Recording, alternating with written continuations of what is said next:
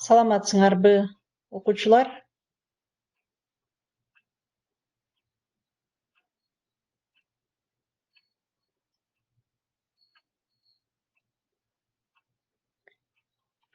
Маанайыңар жакшыбы? Бүгүнкү сабакка баарыңар даярсыңарбы? Бүгүн бизде кыргыз тили сабагы болот, балдар.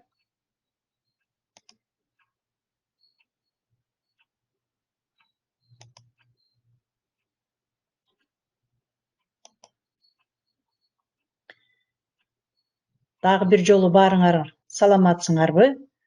Баарыңар сабакка даярсыңар. Анда бүгүнкү жакшы маанай менен балдар кыргыз тили сабагыбызды баштайлы. Балдар, алгач сабакты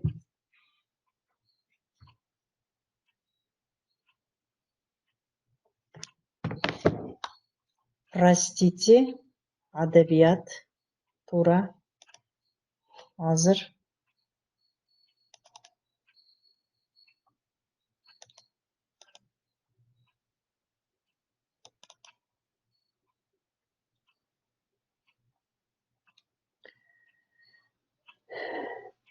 бүгүнкү сабагыбыз кыргыз адабияты, темабыз Манас эпосу.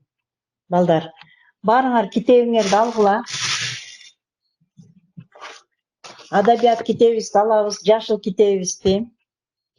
Китебибиздин башында эле бизде Манас жөнүндө маалымат берилген. Мына силер көрүп турасыңар, бул Манас боюнча чыгарылган китептер, ар кайсы варианттарда чыгарылган, билесиңер. Саякбай Каралаевдин варианты бар, Сагынбай Орозбаковдун, Жусуп Мамай деген манасчылардын ар кандай варианттары бар. Манас, балдар, бул кыргыз элинин улуу баатырдык эпосу. Манас эпосу дүйнө жүзүндөгү эң чоң поэма болуп эсептелет. 500.553 ыр сабынан турат. Манас эпосу дүйнө жүзүндөгү эң чоң поэма болуп эсептелет. Бул көлөм манасчы Саякбай Каралаевдин айтымындагы үчүлтүктен куралып саналат. Манас эпосу, өзү эле Манас эпосу 84.803 саптан турат. 84.803 сап дегенди кандай түшүнөбүз? То есть Манас состоит из 84-80-30 чего? Куплетов. Семетей 397.775 саптан турат. Сейтек 17.948 саптан турат. Манас эпосунун өзүн гана алганда эң чоң көлөмдөр бул манасчыларга таандык. Сагынбай Орозбак уулу, башкача айтканда Сагынбай Орозбаков деп да айтып кетебиз. Сагынбай Орозбаковго 180.378 сап таандык. Саякбай Каралаевге 84.830 сап таандык. Чокморовго 103.090 сап таандык. Жусуп Мамай деген Кытайдан чыккан манасчыга 53.280 сап таандык. Манас эпосу кыргыз элинин басып өткөн тарыхый жолун чагылдырган эпикалык чыгармасы. Кыргыз элинин дүйнөлүк маданият казынасына кошкон эң зор салымы. Эпостун башкы каарманы Манас баатыр. Ал тарыхый киши болгонбу? Болсо ал качан жашап өткөн? Кандай иштерди кылган сыяктуу суроолорго азырынча бир жактуу так жооптор бериле элек. Мындай суроолорго толук жооп берүү үчүн эпостогу тарыхый окуяларды, мифологиялык түшүнүктөрдү, эпостун тилин, диний ишенимдери, эпостун айтымдарынын арасындагы айырмачылыктарды, каармандардын сүрөттөлүшүн, сюжетин изилдеп, аларды тарыхый окуялар, каармандар, булактар менен байланыштырып изилдеп чыгуу керек жана келечекте көптөгөн изилдөөлөрдү талап кылат. Демек, балдар, бул жерден айтып кетсек азыр, Манасты толук эч ким изилдеп бүтө элек экен. Манас дагы деле изилденүүдө, дагы деле азыркы окумуштуулар изилдеп, Манас качан жаралган, кайсы окуялар, кайсы мезгилдеги окуялар жаралган экенин дагы деле изилдеп келишип атат.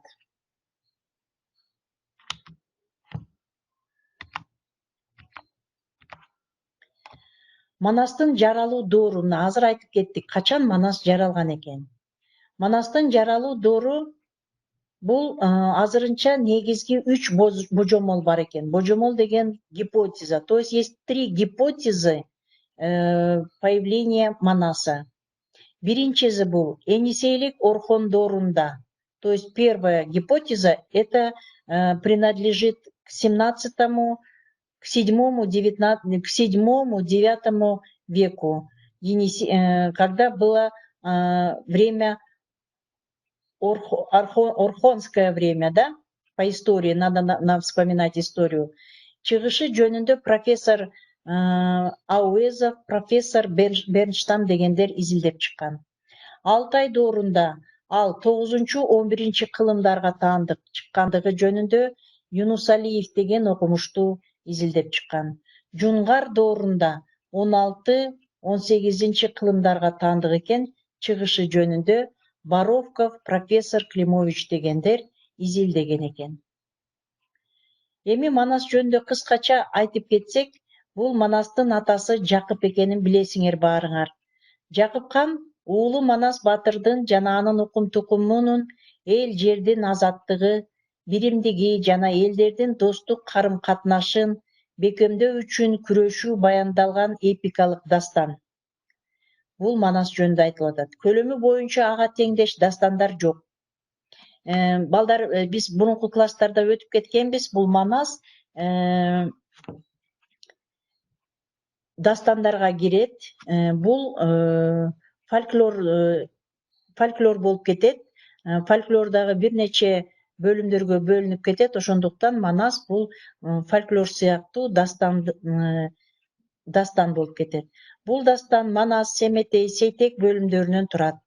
Айрым манасчылар аны 8 урпагына Кенен, Алымсырак, Кунансырак жана башка чейин айтышат.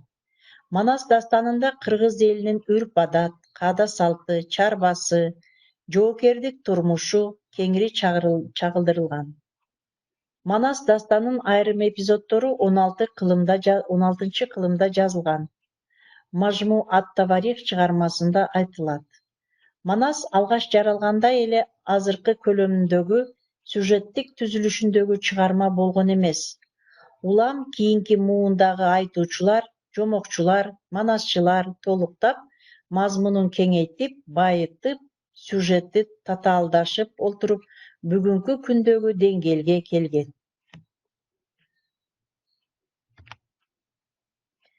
Бул сүрөттөрдө Манастын образдары тартылган сүрөттөр. Биринчи сүрөттү көрсөңөр балдар, биринчисинде мына мен көрсөтүп кетсем, бул жерде Манастын жанында колдоочулары 3 баштуу ажыдарлар турат, үстүндө болсо бүркүтү карап турат. Манастын ушундай колдоочулары болгон. Андан тышкары балдар, Манас таануу деген илими бар. Бул жерде Манасты изилдеген илимий ишмерлердин жазылган чыгармалары жөнүндө айтып кетебиз азыр. Манасты көбүнчө изилдеген бир эле биздин өзүбүздүн кыргыз изилдөөчүлөр эмес, башка элге таандык илимпоздор дагы изилдеп кеткен Манасты.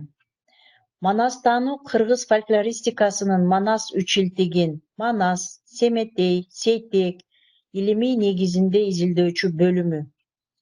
Манас эпосунун илимий аңдап билүү 19 кылымдын экинчи жарымында Чохан Валиханов 1856 менен академик Радлов тарабынан башталган 56-жылдары.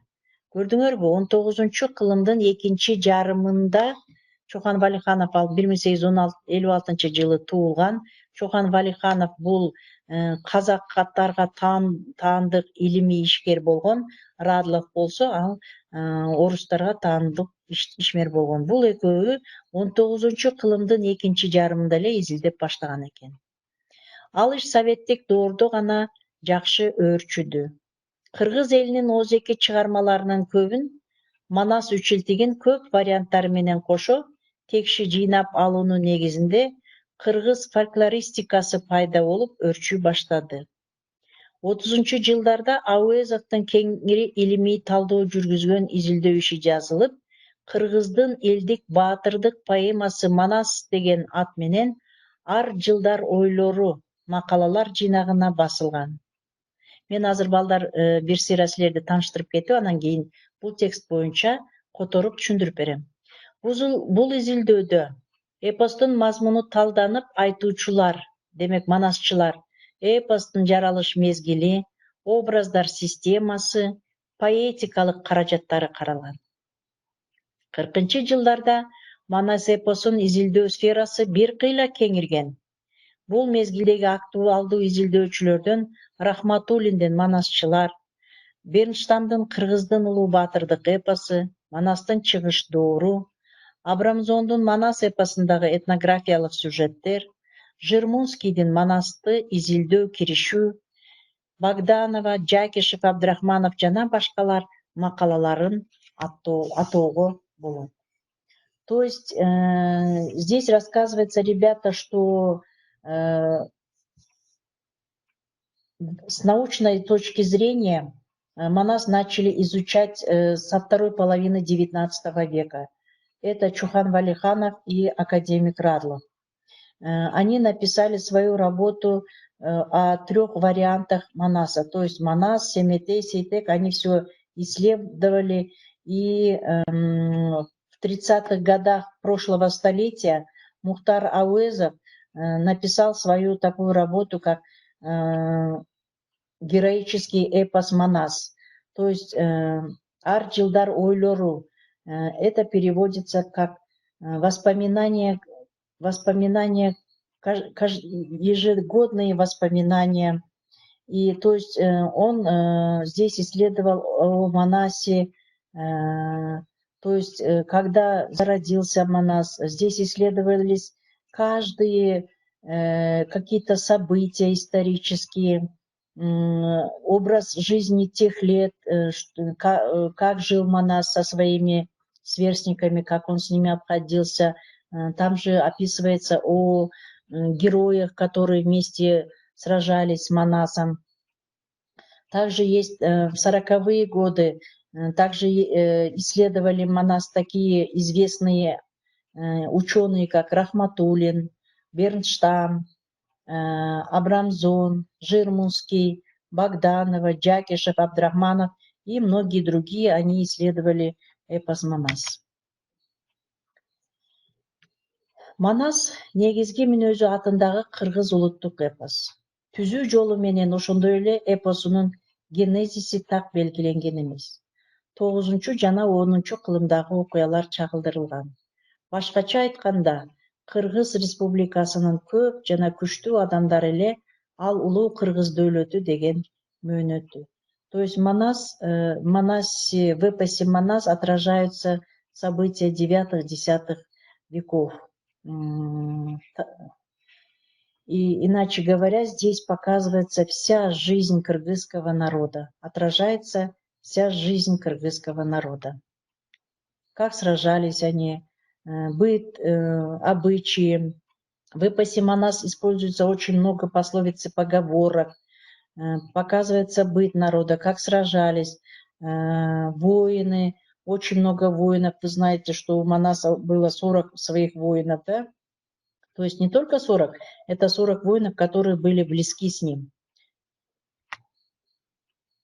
На бул жерде дагы Манас согушка кетип аткан жери тартылган экен, балдар.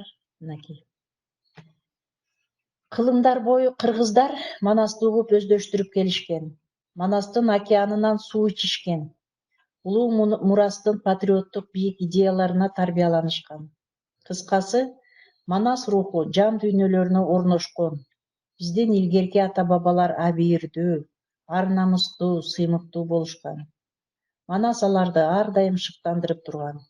Илгери ата-бабалар баштарын бийик көтөрүп мындай дешкен: Биздин элден сурасаң, баатырлар менен жүрөктөш, балбандар менен билектеш, эрендер менен маңдайлаш, чечендер менен таңдайлаш, беттеп адам барбаган, ар душман жеңип албаган деген сөздөр чыккан экен. Бул саптар Манастан айтылган. Карагылачы, биздин элден сурасаң дейт. Баатырлар менен жүрөктөш, балбандар менен билектеш, эрендер менен маңдайлаш, чечендер менен таңдайлаш, беттеп адам барбаган, ар душман жеңип албаган. Акыркы сөздү эле айтсак, ар душман жеңип албаган деген Манасты эч ким жеңе албаган балдар. Ошондуктан ушул убакка чейин Манасты биз азырга чейин даңазалап, Манастын айткандары менен, Манастын бизге берген насааттары менен, анын эрдиги менен сыймыктанып жашап келип жатабыз балдар. Эми бир кызыктуу нерселер бар экен, ошо кызыктуу нерселерди билип алгыла. Кытайда Манас шаары бар экен балдар. Манастын суусу, Манастын сөөгү Узун Сай жана башка деген жерлерде коюлган. Японияда Семетей шаары бар. Маньесю дастаны бар экен. Латын Америкасында, Испанияда Манас шаары бар. Библиялык Галилеяда Манасия деген хандык болгон экен. Индиянын Манас аттуу эпосу бар. Андан тышкары дагы мен кечээ бир аз окуп кеттим. Манасия деген кандайдыр бир йоганын кыймыл аракеттери бар экен балдар. Йога жасап атканда дагы ошо Манасия деген кандайдыр бир мындай кыймыл аракеттерди жасаган, ошондой көнүгүүлөрү бар экен Манас жөнүндө. Эми Манас жөнүндө айта берсек аябай сөз көп балдар. Биз азыр ошо окуп кеткен тексттен силерге тааныш эмес жаңы сөздөр бар. Байланыштуу, связанное, арбын, достаточно, даңазала, прославлять. Демек, даңазала деген сөздү айтып кетсек балдар, биз азыркы ушул убакка чейин Манас баатырыбызды даңазалап келип атабыз, тамырлашкан, связан корнями, ишке ашыруучу, реализовать дели, мурас, наследие. Мына мурас деген сөз боюнча айтып кетсек, наследие. Из века в век нам этот Манас передался в наследие нам. Андан тышкары мурас деген сөз мынакей азыркы заманда көп колдонуп атабыз. Азыркы жаңы ырчыларыбыз дагы мурас деген аябай сонун ырды чыгарышты. Ал ырды орус тилине да которушуп ырдап жүрүшөт. Мына бул мурас деген сөздүн мааниси экен. Тастыктайт, подтверждает. Ыйман ызат, воспитанность. Эми бул жерде ыйман ызат жөнүндө бир аз айтып кетсем балдар, силер ар бириңер азыркы доордо мынакей биз жаздан бери пандемия болгондуктан ар бир адамдар кандайдыр бир башкача өзгөрүү болгон болуш керек деп ойлоп жатам силерде дагы. Ошончо ар бир адам ыймандуу болуш керек. Ыймандуу деген сөздү кандай түшүнөбүз? Воспитанный. Ал воспитанность деген сөздүн ичинде көп нерсе камтылган. Ал урматтоо, сыйлоо деген, өзүнөн чоңдорду урматтоо, эч качан бирөөдү капа кылбоо, ошондой көптөгөн адамга таандык нерселер экен. Мөмө болбойт, не будет плодов. Бекем крепко. Эми бул жерде бекем деген сөздү дагы айтып кетсем, бул бекем крепко деген мисалы биз окуучулар жөнүндө эмне болуш керек? Бекем. Ынтымагыбыз бекем болуш керек. Бири-бирибизге жасаган мамилебиз, бири-бирибизге ишеничибиз бекем болуш керек, Анан акыркы сөзүбүз бул дөөлөт экен. Дөөлөт, богатство, достояние дейт. Эми ар бириңер эле дөөлөттүү жашаганды каалайсыңар, ар бириңер эле достойно жашаганды каалайсыңар. Азыркы жашоодо мынакей силер баарыңар бүтүрүүчү класс болуп атасыңар. Ошо мектепти бүтүргөндө баарыңар дөөлөттүү жашооду, дөөлөттүү турмушту өткөргөнгө мен силердин баарыңарга ошол дөөлөттүү болгула, жашооңор дөөлөттүү болсун деп каалап кетким келет балдар.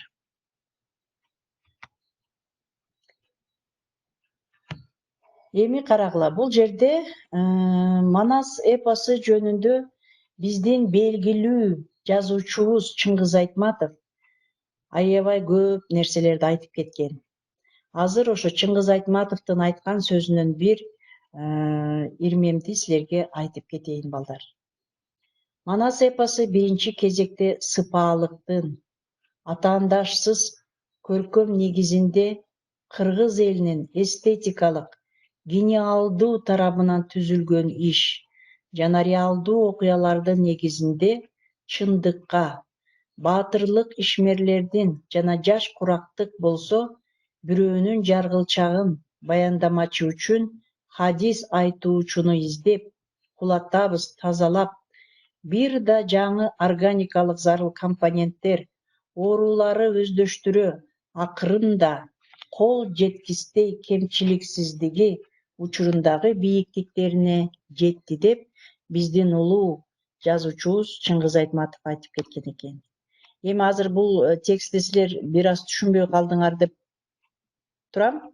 Азыр силерге котормосун дагы айтып кетейин. Эпос Манас — это прежде всего несравненное, непревзойденное художественное творение, созданное эстетическим гением кыргызского народа на почве и на основании реальных событий, фактов, героических личностей, и которое от века в век, от сказителя к сказителю отшлифовалось, отчеканивалось, очищалось, избавлялось от лишнего груза, от чужеродных тел, поглощая в себя все новые и новые, органически необходимые компоненты новообразования и, наконец, достигла сегодняшних недосягаемых высот своего совершенства. Мынакей балдар, кыргызчасын да орусчасын окуп бердим. Мынакей түшүнүп, өзүңөр да бир сыйра окуп койсоңор болот.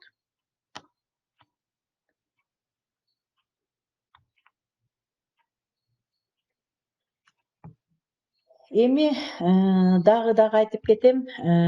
Манастын 1000 жылдыгы өткөрүлгөн. Манастын 7 осуяты бар. Бул Манас жөнүндө айтып берсек эч качан сөз бүтпөйт балдар. Биз эми мектеп программасында кыскача эле өтүп кетебиз. Ошондуктан бир аз кыскача нерселерди мен силерге ошо маалымат берип кетким келип атат.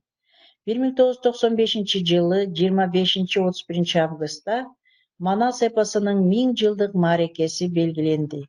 Силер баарыңар билесиңер, ошол Манас эпосунун 1000 жылдык маарекеси Ош шаарында өткөрүлгөн.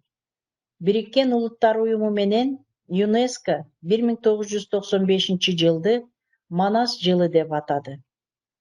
Бул эпостун достукка, эркиндикке, гуманизмге чакырган мазмунунун эл аралык масштабта таанылышы эле. Экинчиден, бул кыргыз элинин дүйнөлүк маданиятка кошкон зор салымы да болчу. Манасты таануу, маанисин ачуу, анын кенчтерин келечекке пайдалануу багытында чоң иштер бүткөрүлдү. Алардын орчундусу Манастын 7 осуяты. Манастын 7 осуятын балдар баарыңар билесиңер. Эң биринчиси кыргыз мамлекетин чыңдоо жана аны көздүн карегиндей сактоо, эл журттун ажырагыс бүтүндүгү жана бир жаккадан баш, бир жеңден кол чыгарган ички биримдиги, улуттар аралык ар-намыс жана атуулдук ариет, гумандуулук, айкөлдүк, кечиримдүүлүк, аарыбас мээнет, алдыңкы өнөр билим аркылуу бакубат дөөлөткө умтулуу, улуттар аралык ынтымак, достук жана кызматташтык деп Манастын 7 осуяты. Биз азыркы мезгилде дагы ар бирибиз биздин мектепте тарбиялык иштерибиз, баардык нерселерибиз ушу Манастын 7 осуятына менен алыс кетпестен ошол боюнча тарбияланып атабыз. Эми балдар, үйгө тапшырма. Эң биринчиден жаңы сөздөрдү жаттайсыңар. Андан тышкары мынакей адабият китепти көрсөтүп коеюн. Адабият китептин 7-8 бетинде Манастын 7 осуятын окуп билүү деп мен силерге жазып койдум. Кандай кыласыңар балдар? Адабият сабагынан сөзсүз дептер ачкыла. Сөзсүз. Себеби адабият сабагын биз Я класстан тапшырма бере албайбыз. Бул жерде чыгармалар, көбүнчө лекциялар, сабагыбыз көбүнчө лекция түрүндө өтөт, адабият.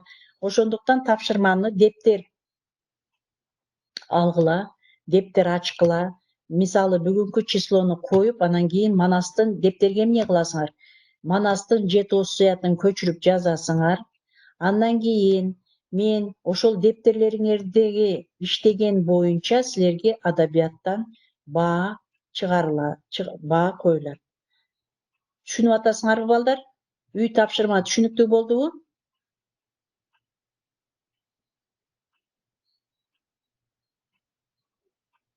Мен укпай жатам. Үй тапшырма түшүнүктүүбү?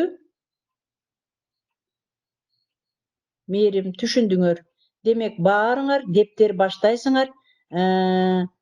Мен дептериңерди сентябрь бүткөндөн кийин бир жолу текшерем. Андан кийин биринчи чейректин аягында дагы бир текшерип, дептериңердеги баа боюнча анан адабият сабагынан баа коюлат балдар. Кимиңерде кандай суроолор бар?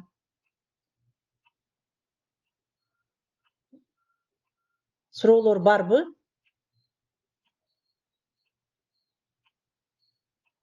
Демек китептен ачып алып, Манас жөнүндө баарын окуйсуңар,